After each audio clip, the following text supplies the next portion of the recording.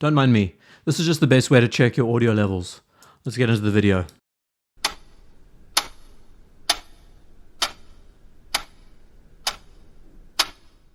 I wanted to take this time to continue my train of thought around Tudor as a brand, the many prospects that the brand has looking into the future, as well as talking about the Black Bay series and what it now means. It has a different hierarchy in the scheme of things. The success of the Pelagos 39mm is evident because they have addressed everything that the community has wanted. And we could say very easily it is the enthusiast's watch in so many ways. I really enjoyed the reception and the feedback about my critique video that I made a week ago, talking about the origins of the Pelagos line and how it has changed, adapted, evolved to appeal to a larger fan base. There's no problem with that.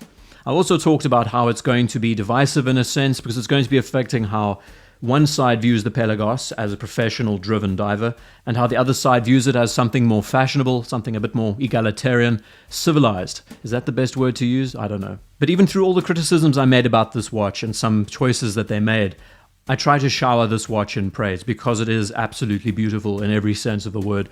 And I'm really excited to experience it. I mean, compared to the 42mm Pelagos, it's a big departure in size, proportions, and it's going to make a lot of people happy. And before we get into this video, on my wrist today is not a Tudor, it is my 39mm Omega. My first luxury watch. This old gem just gets better and better every day. And I'll tell you, as someone who has a 7-inch wrist on a good day, 39mm wears so nicely. It's not too big, not too small.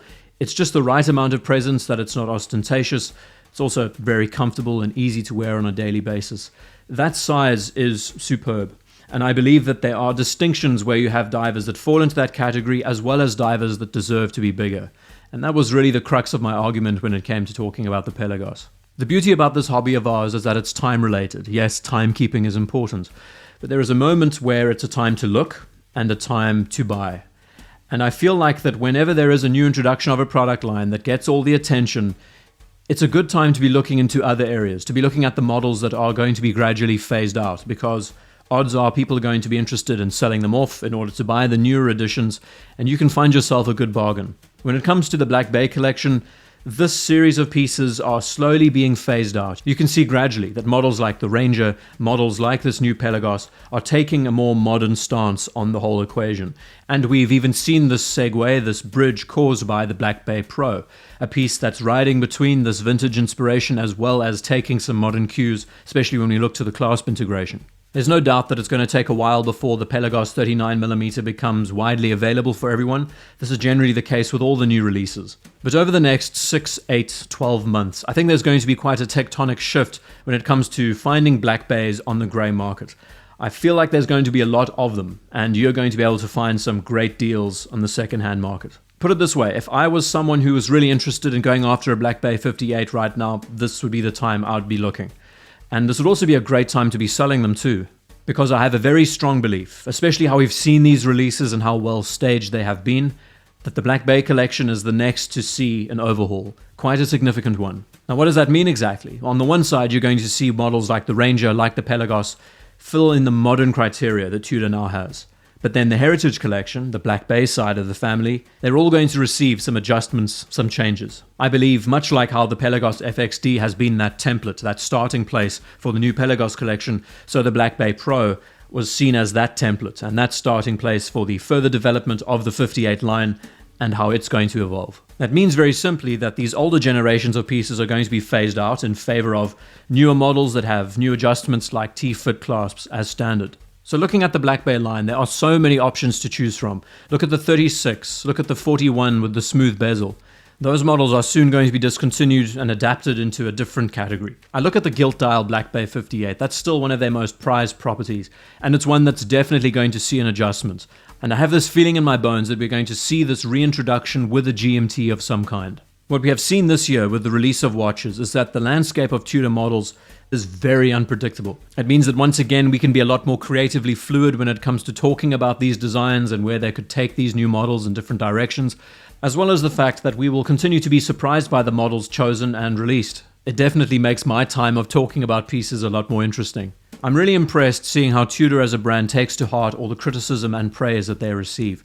And with all of their flagship models, they're able to create a watch that captures a vision and at the same time meets so many criteria that is paramount. I feel that creatively, Tudor is on a really big upswing when it comes to the models that they are deciding to release, the kind of models that they are choosing to adapt into this modern landscape. And I love the fact that there is now a divide between what is seen as modern and what is seen as heritage. You're able to find those lines pretty easily. A really great question that the community's been asking and talking about is, with a watch like the 39mm Pelagos arriving on the scene, what is the Black Bay going to do? How will the Black Bay 58 survive next to a piece like this?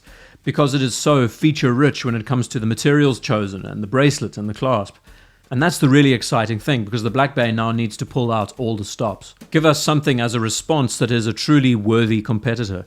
I'm just throwing this idea out there. Could this mean that the future Black Bay returns to a rose logo with a smiling self winding on the dial? Could this mean that it returns to a big knurled crown and gets even more dynamic when looking into its past? Have they worked themselves into a corner with this? Will they ever be able to match a model like the Pelagos? I don't know. This is something that the creatives will have to try and solve. But as more Pelagos 39mm arrive, and as they become even more mainstream, I think we will start seeing even more 39mm Black Bays on the secondary market, and that's a time for you to jump on them. Because as much as it's great going after the new thing, the models that they are replacing are just as good. And the same can be said about the Pelagos family. I'll argue that they're even better. Cheaper in price, more titanium, helium escape valve, date complication. Go after the matte black bezel and dial. It's very cool. Or try find a two-liner black dial, black bezel. It's even better. In a nutshell then, I will say that the release of this Pelagos 39mm has thrown a spanner in the works. It's changed the perspectives of a lot of prospective owners and around how they see the brand and how they see the Pelagos collection, which means that their interest in pursuing the Black Bay might be relinquished. It might mean that a lot more interested in selling them off, which means that you have an opportunity now to go after them. I do find it amazing how Tudor as a brand has positioned themselves and how much of a great reception they are getting, rightly so, because they are in fact digging into their background and they are pulling inspirations from classic motifs, but they're also experimenting. Yes, we could say that a lot of models that they are making are trying to please the consumer, but at the same time, that's how watch sales work. And in an age where the bigger brother is virtually off the table when it comes to picking up new releases, here we still have a chance of not only chasing the new models, but also picking up older generations of models that don't depreciate, that still offer amazing value for money, that are definitely worth your time. And it's in that undercut that Tudor offers such fantastic watches that we can enjoy. I feel like the real mastery that the brand offers is that just when our attention seems to be dwindling on them, they manage to somehow cast the line out and reel us back in.